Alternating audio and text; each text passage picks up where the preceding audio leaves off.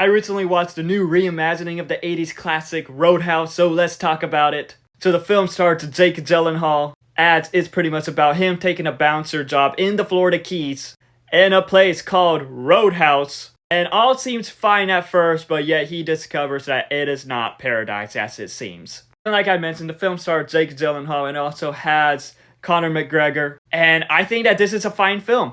I honestly had fun watching this film. Jake Gyllenhaal as Dalton is pretty interesting, as he is in this film a UFC fighter, a former UFC fighter, and that plays a big part of his character, which I do wish that they could have explored the UFC part a bit more. But him as Dalton is interesting because there's like a calmness to him that just stands out. He is pretty much kicking your butt and talking to you in a calm way. And honestly, Jake Gyllenhaal was who carried the film. He was what made it entertaining from beginning to end. And with the film, there is Conor McGregor.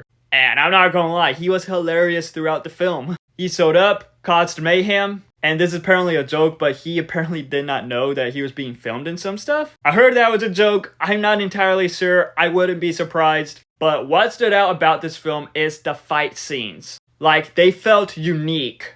And in some of them, it was trying to, replicate how it would look in, the octagon, which was pretty interesting. But there were some parts with the fights that kind of, overdo it with some of the shots and cinematography.